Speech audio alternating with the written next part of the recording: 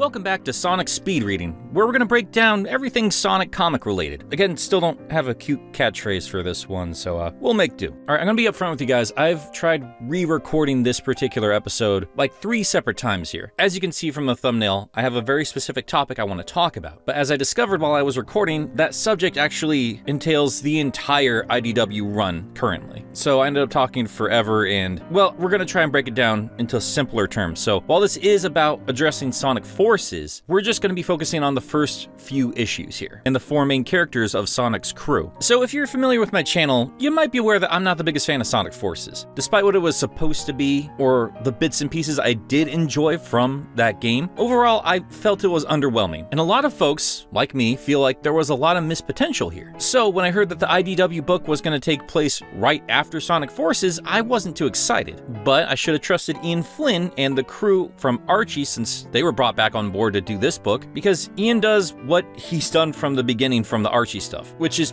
basically cleaning up shop.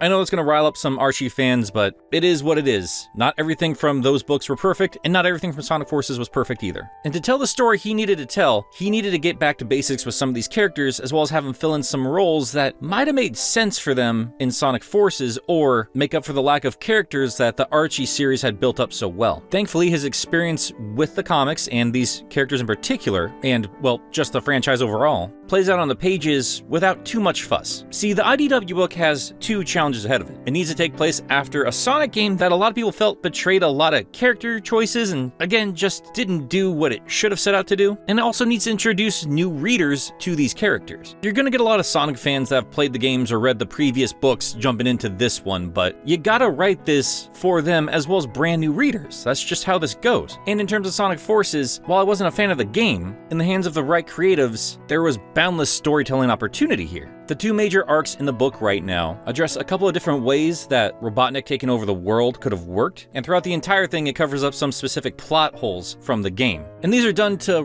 different levels of success. Some are a little more on the nose than I would have liked, and others balloon out into their own story arcs that turns out to be pretty awesome. But to break down the thematic elements that Ian Flynn reuses and takes advantage of that was set up in Sonic Forces, we'd have to break down the story arcs themselves, and we're not going to do that today. Like I said, we're only going to focus on Sonic and the other 3 main characters from the mainline Sonic series of games. For Sonic himself, there's a bit more personality that shines in this book than it did through Sonic Forces. You can still see some of the Sega mandates coming out to play here. Sonic's no longer allowed to cry or be in relationships, or really a lot of these standout, more humanizing elements that earlier days of Sonic allowed him to be. And that is a massive restriction when you're trying to tell a narrative. He is a corporate mascot, and that corporation is so very scared of showing any sign of weakness with this guy. Even when, they should probably focus more on gameplay and narrative, but, it's here or there. Still, with the wiggle room he's allowed, Ian does make the best use of the character. He's sassy, he's free-spirited, very confident, and kind-hearted to a fault. And I do mean to a fault. There were moments in this book I felt like Sonic was being a little bit too nice, especially to, robots, but as it turns out, that would play into a bigger conflict in later issues. These are things that do get addressed and other characters call out about Sonic. Sega wants him to be the perfect little blue boy, but that doesn't mean the other characters around him can't criticize him for it. It's actually pretty compelling. And the book has to become a classic superhero narrative. How to remain optimistic, how to do the right thing in the face of overwhelming, bleak odds. Like in any superhero book, it's always going to go the way of the hero. Like even death, they're going to come back and be just fine. But you have to at least give the illusion that things aren't going to go their way, and how they triumph, how they overcome, is what makes them so inspiring. And that's what they do with Sonic. So in terms of improvement from Sonic Forces, the character himself doesn't change a whole lot. He's just a little bit wittier, a little bit sassier, but is also allowed to feel a bit of concern and stress every now and then, which he certainly didn't do in Sonic Forces. And far more interesting is how Ian reestablishes the core character of the other characters. In the first issue, Sonic meets up with Tails, and like I said in that first episode discussing where you should start with Sonic comics, he quickly establishes how well these 2 characters work together. There's no convoluted backstory, you know who Tails is, you know who Sonic is, and that should be that. But Tails did go off the deep end in Sonic Forces. Once he believed Sonic was dead, he went off on his own and, well,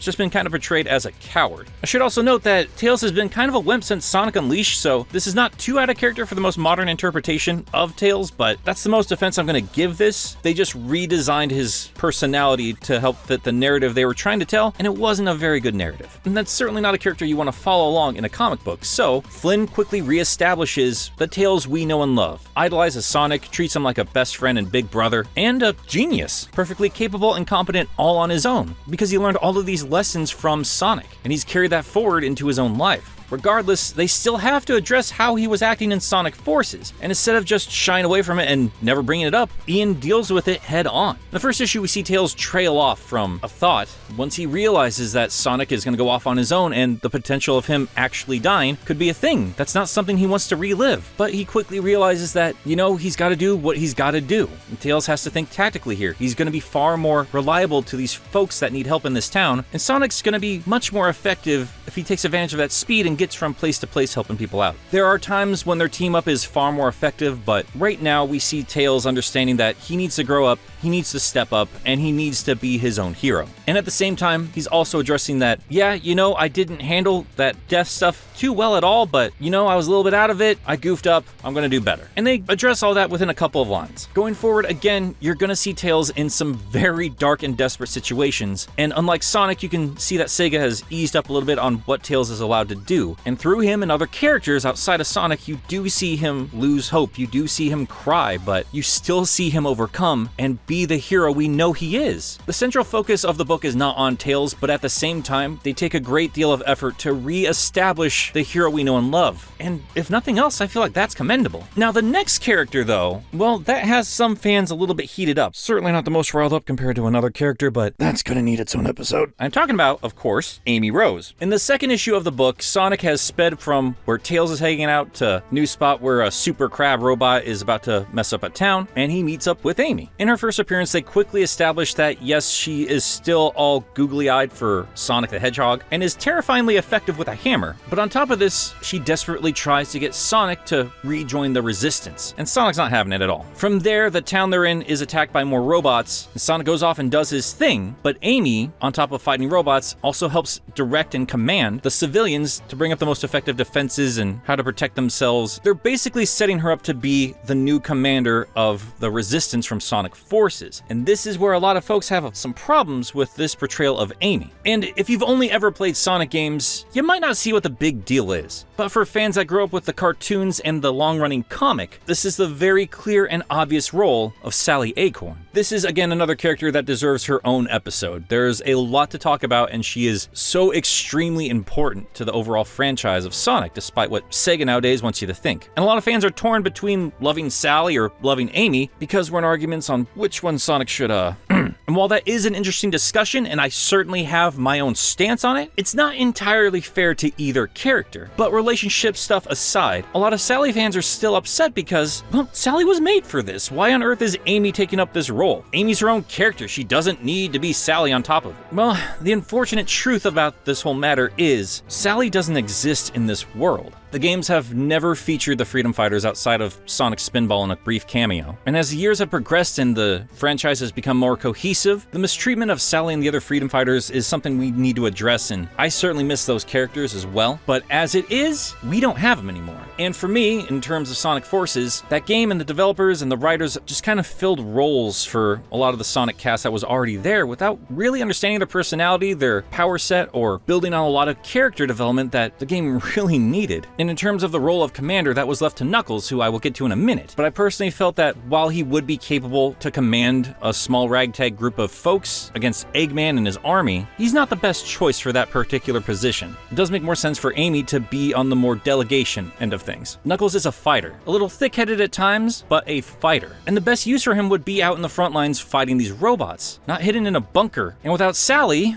well, there are still some differences between how Sally would have commanded the Resistance and how Amy's commanding the Resistance. And I think they navigate these troubled waters fairly well. Not perfectly, but well. The difference between Amy and Sally is Amy kind of grew into this position, and Sally's just always been a natural leader. Amy started off with her entire identity surrounded by crushing on Sonic. And it's only been very recently in the last few years where she's been a little more subtle about it, but at the same time, Ian addresses that, yeah, all that other stuff with her obsessing over Sonic it did happen, and hints of it still leak out of her. I probably could have phrased that a little bit better. Sally, on the other hand, especially in the earlier days, regardless of how she feels about Sonic, that does not come before duty, and she's not going to put up with any of his nonsense. She knows how to best utilize Sonic and point him in the right direction to get the job done. The IDW Amy doesn't feel like a clone of Sally to me. She feels like someone who mentored under Sally. That's how I've always interpreted it. While Sally does not exist in this story, Ian does have quite the history with those other characters. There's a lot of genuine love and care put into the Freedom Fighters while he was on the Archie book. And to me, I always saw this as a subtle homage to Sally, as opposed to just taking the other girl and having her fill the role that the missing girl once occupied. If you don't feel that way, I completely understand, but again, we are dealing with a world that is not allowed to have Sally, but a scenario and theme that could very much use Sally. And while both of these characters are directing their troops, Amy is growing into it, as opposed to Sally, who just knows what she's doing. Amy's still in her sundress with matching boots, for crying out loud. Sally started off in combat boots, then added a vest a couple years into her run. Now, I know this particular video has turned into a Sally versus Amy conversation, but I feel like it's important to emphasize this particular point because it is one of contention. It is one that is talked about a great deal, and it is one that keeps people from fully enjoying the narrative on display here. And I don't really feel like that's fair. Like I said, while both of these characters are basically in the same role, their personalities still dictate some particular scenarios. When you really think about it, it does not make a lot of sense for Sonic to stay put in one place for too long. It doesn't make sense for him to be hiding. And that's basically what he was doing on the American side of things in terms of the cartoon and comic for many, many years. And I could see an argument where someone like Sally, as a commander, could convince Sonic to help and stay put and be a part of the team. But here, when Amy's basically asking Sonic to do the same thing, he's not about it. Not at all. They bicker and argue about it, and by the end of it, Amy accepts that this is who Sonic is. And I don't know if Sally would have caved as easily, or would have even presented that question in the same fashion. Ultimately, it doesn't really matter, because again, Sally's not here. I just wanted to say that in terms of this narrative, I understand why Amy's taking up Sally's role, but I also appreciate that Amy is still Amy in this role, if that makes sense. This gives her something more to do, and at the same time, she's still allowed to have feelings for Sonic, and she's still allowed to grow from that loud, obnoxious girl that she used to be. I very clearly have a lot of love for Sally, but I hope you don't misinterpret that as a hatred for Amy Rose. Throughout all of this media, she really feels like one of the few characters that has actually grown,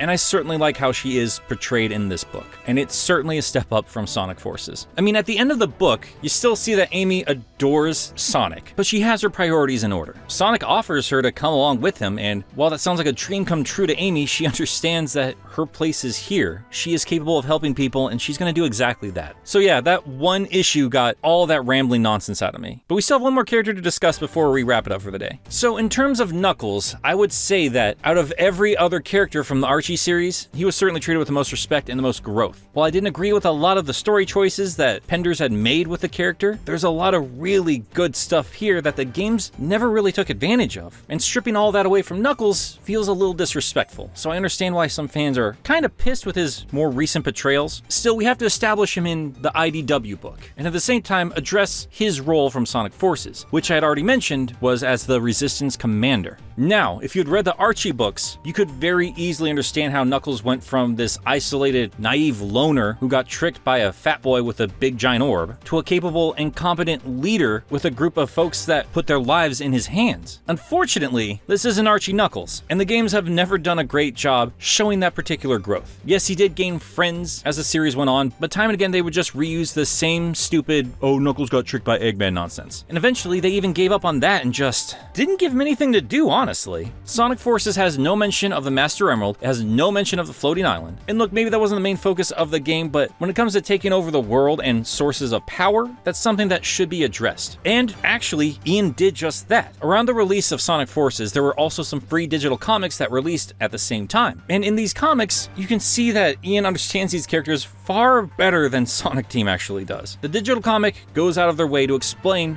why Knuckles is not on the floating island. And the IDW book also addresses that particular issue, and it actually goes on to becoming the central focus of the first big story arc, which, again, we will discuss in a separate video. I bring this up because Knuckles' entire personality is wrapped around Angel Island and the Master Emerald. And it feels a little weird that a lot of the games in recent years don't even address this. Thankfully, Ian does. Personally, I don't think it makes a whole lot of sense, but Sonic Forces is going to exist one way or the other, and Ian's got to ride around it. And when they first show Knuckles here, you see that play out almost immediately. Sonic talks about him being the commander of the Resistance, and Knuckles regrets all the busy work he has to do now that there's no more robots to fight. He doesn't want to do all the inventory and paperwork and delegation that, well, Amy has always done for the group, but Knuckles has never been too interested in himself. Like I said, he's far more effective out there kicking some butt, and I think Ian agrees. So this issue establishes who Knuckles is. And while you could see where there was a friendly rivalry between Knuckles and Sonic, these two have learned to play off their wildly different personalities and power sets. The way these two talk to each other feels like a natural growth for them through the years, and I really appreciate that. I also like that this Knuckles is a little devoid of humor. He takes things very, very seriously. Like when these two new skunk villains show up and go all Team Rocket and pose all over the place, Sonic's laughing his spikes off, and Knuckles is like, oh man, these guys are highly coordinated. And that's great because it shows Sonic and Knuckles and how these two characters react to the exact same situation, showing you how different these two personalities are. If you've never read anything having to do with Knuckles prior to this, you know exactly what this character is all about, what he's capable of, and yeah, he can be a little bit dense or a bit too serious for his own good, but he's not an idiot, and he's got a good heart. He just prefers to solve problems by punching it in the face. And after all of this, again, the focus shifts over to the Master Emerald and Angel Island. We'll get to that in due time. But through all of this, you see Knuckles regretting ever leaving the island at all. And you could see this as a regression of his character, but for all three of these characters, I feel like bits and pieces of Sonic Forces betrayed who they are to begin with. And I don't really see that as a regression. I see that as refocusing their priorities. Being the guardian of the Master Emerald and Angel Island is not something you outgrow. That will always be important. That will always be necessary. And being conflicted between defending his island and defending the entire world is an interesting concept to explore. And they actually talk about it in the book. And you see Amy consoling Knuckles about it, which again kind of shows one of her better personality traits from the Adventure days. I'm just jumping all over the place here. My point is, all three of these characters have to get back to some sense of normalcy, something that we know about these guys without betraying the story of Sonic Forces. Flynn knows these characters, and I guarantee he understands that Sonic Forces screwed things up quite immensely, and I'm sure he didn't want to be in the position where he has to fix things up before he goes forward. But again, this is something he had to do ever since he was brought on to write Sonic comic books. But having to dance around the fact that he no longer has the Archie characters, he has to work with Sonic Forces stuff, with Sega mandates, and at the same time introduce these guys to folks who might have had no interest in Sonic the Hedgehog and has to get a grip on their attention and keep them on board. That's a lot of stuff to juggle at once, and I feel like these first few books do a very commendable job. And again, when we talk about the story arcs in general, you are going to see a lot of themes that Sonic Forces could have played with but never bothered to explore. But in the hands of people that care about this franchise, it really shines. That's not to say it's perfect. Again, we have some glaring problems to address, and there are spots in the narrative that could have been improved, but very rarely do we see these characters and these narratives handled with such care. There's a lot of love and respect for all things Sonic here, and even when Ian Flynn has to go out of his way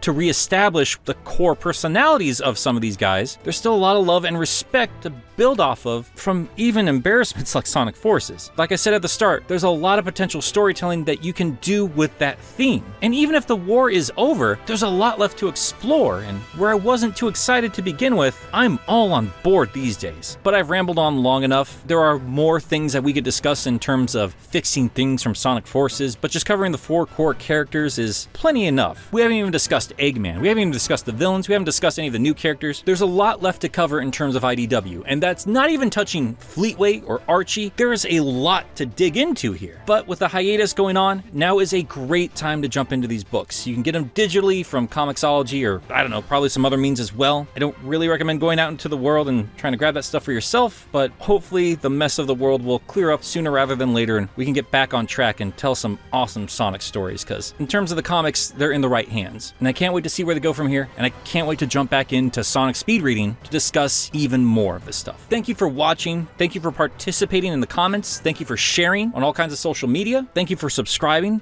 Thank you for whatever you can do. I appreciate it, and I love making stuff for you guys. Toot toot, Sonic speed readers.